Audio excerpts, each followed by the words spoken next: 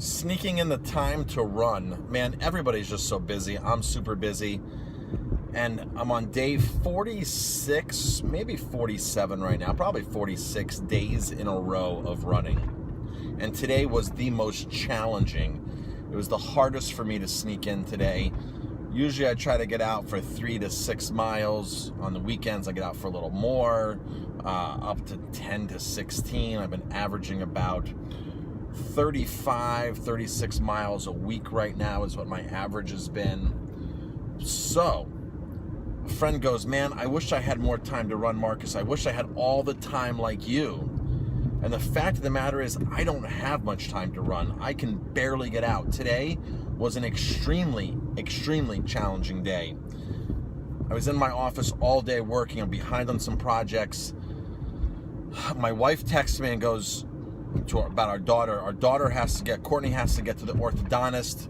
Meantime, right now it is 2:10 when she texts me. She goes, our daughter needs to get to the orthodontist. I'm building a web page with all the SEO stuff on it, all the keywords, meta tags, all that. She goes, and I have to get this web page up today. It's got to get up. So she texts me. She goes, they had an appointment available at the orthodontist. You have to leave at 2:30. It's a 3 o'clock appointment. It's a half an hour away. Meantime, it was 2:10, and I probably got a good 8, 9, 10 minutes left on this web page that I got to get up and get posted for an event. And I was like, man, oh man. So what I did was busted out the web page, ran 1 mile. My goal, my mindset is just run 1 mile. That's it. If I can get out and run 1 mile, the rest will happen naturally. And that's been my goal since I started this whole running in a day, running consecutive days. I originally started out, and about at day 20, a friend of mine said, hey Marcus, it's your 43rd birthday in April. You should run for 43 days in a row. Get some mileage. Clock some mileage out there. And I said, wow, that's an awesome goal. Turning 43, beautiful. When I turned 40, I ran, I think, like 1,500 miles that year. 2 years when I was 41, I ran 2,000 miles. So it's like 43 days in a row is an awesome little goal to do. Man, get out there for 43 days. Because last year I was not my worst running year in about 4 years. I had no motivation last year. I lacked discipline. I gained some weight. I was eating food that I wasn't supposed to be eating. I was in a high stress situation, opening a new restaurant, which I'm no longer involved in. I was able to get out of that, thank goodness, because that was just consuming all of my mental energy. And it was just driving me crazy. And I wasn't running like I should have been. I was eating out of comfort. I was eating out of stress. And I was eating way too many bad foods, and the weight just came on like that. And I was like, ouch. Before I knew it, I was 190, but I started at 190. Before I knew it, I was like 210. I'm finally back to under 200 pounds. But the more I run, the more I want to eat good. It's really how those two work synergistically. The more you work out, or the more you eat better, the more you want to do the other. So today I ran out. I got an 8-minute mile in. I got back to my office, uploaded my run. I was ready to walk out the door at 2:30 with 1 mile under my belt today. And I was like, cool, 1 mile. I got out there. I did it. I didn't change my running clothes. I didn't have time to change my running clothes. I drove to a city called Middletown, which is a half an hour from us. As I'm pulling up, I looked at my daughter and I go, you know, you're just getting your bracket fixed. I said, I bet I can get 1 more mile in today. Let's bring it up to 2 miles. So gave her the car key. She went inside. I said, just text me when you're going in or when you're done. And before I knew it, I got the text message. I was over 3 miles into the run. 3 8-minute miles, 24 minutes, 25 minutes I was out there for. She was done. It was perfect. We got in the car. I dropped her off at the horse barn, and I am on my way home right now to my next appointment. I have to work tonight. I have a Chamber of Commerce meeting. I have an appointment with a salesperson as soon as I get back. I'll barely have enough time to take a shower.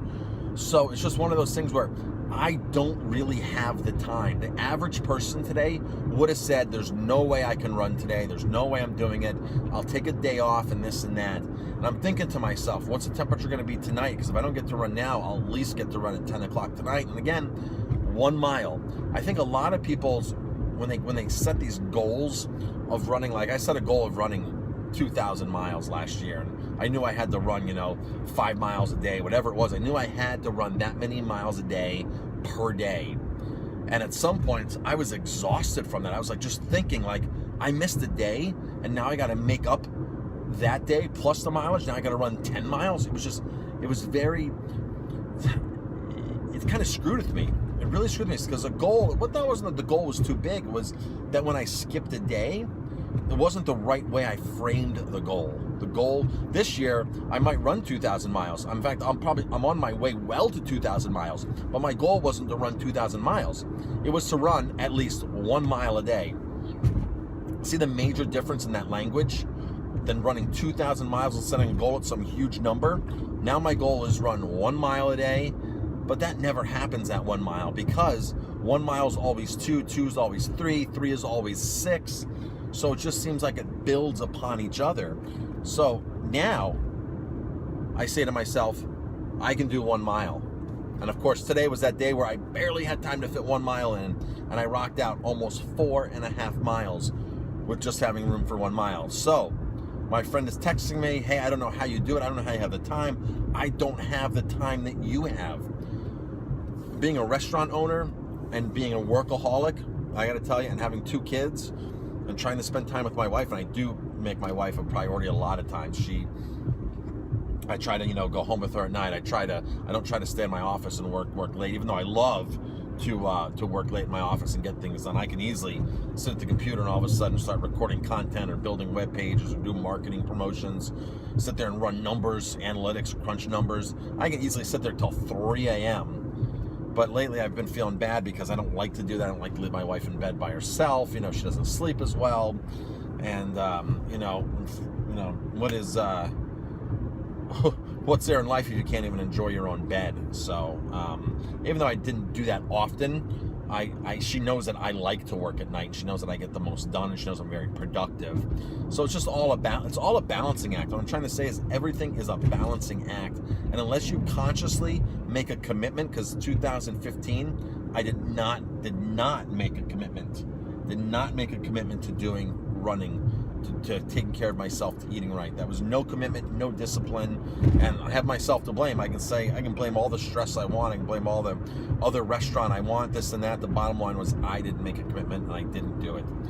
In 2016, I'm doing it. I got to tell you, January was a total repeat of 2015. My January 2016, I think I did 30 miles the whole month. That was it.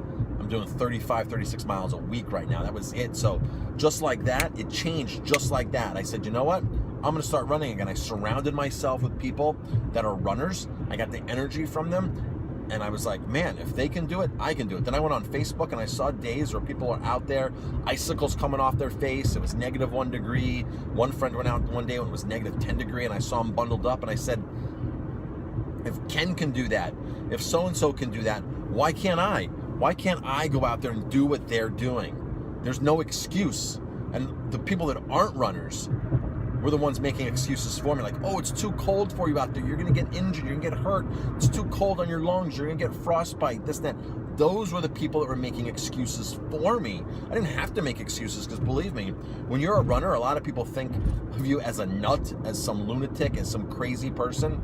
And those people will validate that and make you feel right at home with them and make you feel good, not about running. They flat out do it. They're not intentionally doing it, but that's just the way that we're trained, that people like us are just nuts, that we're nuts and we need an examination and our brain is off and this and that. And why would you put your body through all that extreme? And I got to tell you, 46 days straight, there's no extreme going on here. There's no body pains. There's no aches. There's none of that. It's just awesome eating, awesome running, awesome energy. The weight's coming off. I feel fantastic. And that's it. So don't make excuses. Get out there and run, even if it's just for 1 mile. 1 mile makes a difference. It's a starting place.